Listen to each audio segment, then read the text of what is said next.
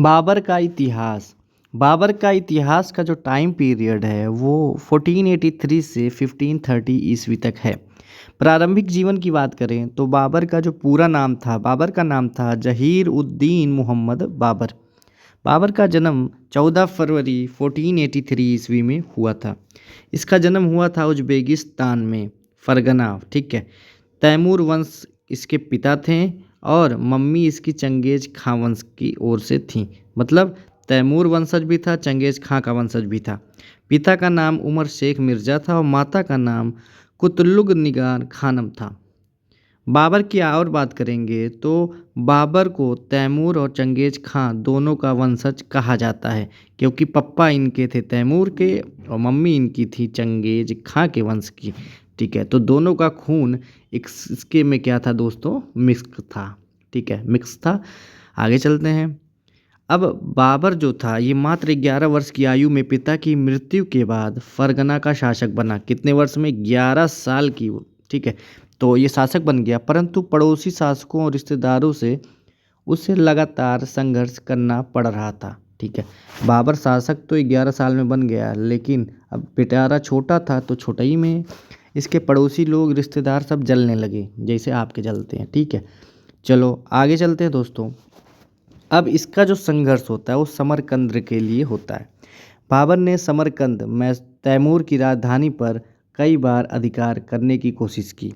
कुछ समय के लिए उसने समरकंद पर कब्जा कर लिया, लेकिन उज्बेक नेता शैबानी खां से हार गया और अपनी रियासत खो बैठा। ठीक है, पहले तो ये समरकंद पे कब्जा कर लेता है, लेकिन बाद में यहाँ से हट जाता है।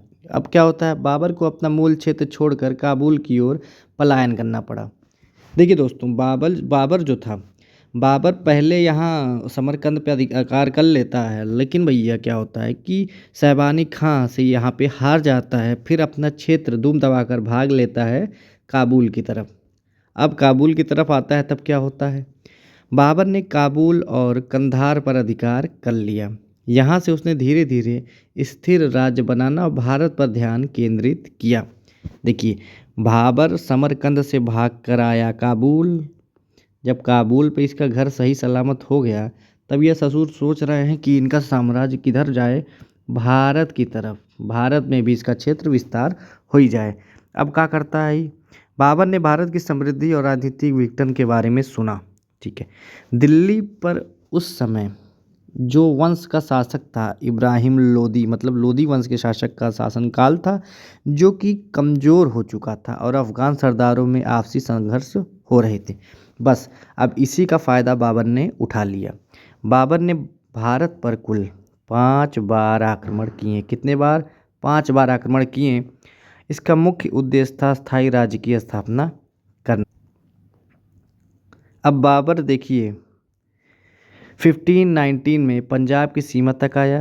1520 से 25 तक सिंध, भेरा, सियालकोट पर कब्जा कर लिया। अब 1526 में निर्णायक हमला पानीपत का पहला युद्ध होता है। तो देखते हैं पानीपत का पहला युद्ध। दोस्तों, बाबर पानीपत का पहला युद्ध जो है वो 1526 में लड़ता है, 20 अप्रैल को। अब बाबर का ये युद्ध होता किसके किसके बीच में है? पहला तो रहता है बाबर और दूसरा इब्राहिम लोदी, जो कि दिल्ली का सुल्तान रहता है। ये लड़ा जाता है पानीपत हरियाणा स्थान पे, इसीलिए इसका नाम पानीपत युद्ध पड़ गया। अब क्या होता है, इसमें बाबर की जीत होती है, इब्राहिम लोदी मारा जाता है। बाबर ने तोपों और तुर्की युद्ध नीति का प्रयोग किया। तो प्रश्न जो बनता है दोस्तों, प्रश्न ये बनता है कि तोपों का प्रयोग किसने किया? बाबर ने किया। किस युद्ध में किया? पानीपत के पहले युद्ध में। और ये तुर्की युद्ध नीति को भी बाबर अपनाता है। यह युद्ध भारत में मुगल साम्राज्य की स्थापना का प्रतीक था। तो बाबर मुगल साम्राज्य का क्या बन जाता है? संस्थापक। संस्थापक बन जाता है। उसके बाद देखिए खानवा का युद्ध होता है 1527 में। खानवा का युद्ध दोस्तों, देखिए खानवा का जो युद्ध बाबर अब लड़ता है, कब लड़ता है? 1527 में खानवा का युद्ध होता है। राणा सांगा से होता है, जो कि राजस्थान के मेवाड़ के शासक होते हैं, लेकिन दुर्भाग्यवश राणा सांगा इस युद्ध में हार जाते हैं। राणा सांगा इस युद्ध में हार जाते हैं और बाबर क्या करता है ना कि जिहाद का नारा, जिहाद की भावना अपने सैनिकों में भर देता है, जिसके कारण बाबर के जो सैनिक होते हैं वो मजबूती से लड़ते हैं और युद्ध जीत लेते हैं। यहाँ पे क्या होता है कि राजपूत की शक्ति को निर्णायक रूप से पराजय मिल जाती है।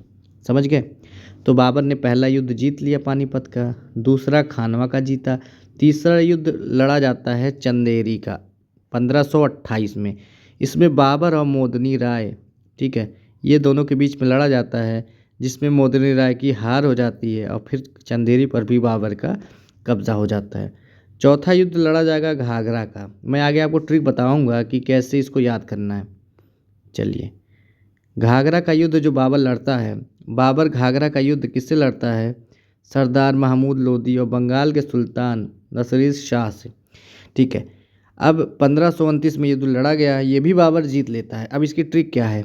जैसे अगर आपको क्रम बैठाना हो, पानीपत का युद्ध पहला लड़ा था, पानी पिया, खानवा दूसरा, खाना खाया, चांद देखा, ठीक है, घर गया, घर गया। क्या समझ में आया? पानीपत का युद्ध, खानवा का युद्ध, चंदेरी का युद्ध, घाघरा का युद्ध और ये चारों युद्ध आपको एक ही समय में याद हो गए। ठीक है, तो सन भी आपको ऐसे याद हो जाएगा। 1526 से शुरू करिएगा, सब लगातार है। 1527, 1528, 1529। ठीक, युद्ध का क्रम ऐसे याद कर लीजिएगा। अब चलिए, अब बाबर के प्रशासनिक नीति को हम देखते हैं। बाबर ने धार्मिक सहिष्णुता दिखाई, ठीक है, विद्रोहों को कठोरता से दबाया, दिल्ली और आगरा को राजधानी बनाया। तो बाबर की राजधानी दिल्ली और आगरा थी। बाबर को कविता, संगीत, स्थापत्य का कला मतलब प्रेम था इसको। बाबरनामा में बाबर की आत्मकथा है जो कि तुर्की भाषा में लिखी गई है। स्वयं किसके द्वारा? बाबर। आत्मकथा मतलब खुद की ऑटोबायोग्राफी, जो कि आदमी खुद लिखता है। तो बाबर ने अपनी आत्मकथा स्वयं लिखी।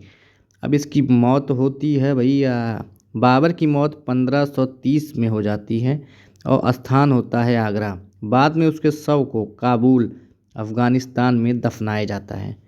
ठीक है, तो बाबर कब मरता है? 1530 में। ठीक है, यहाँ मर जाता है। इसका जो मौत होता है ये आगरा में होता है, लेकिन शव इसका दफन कहाँ होता है? काबुल में।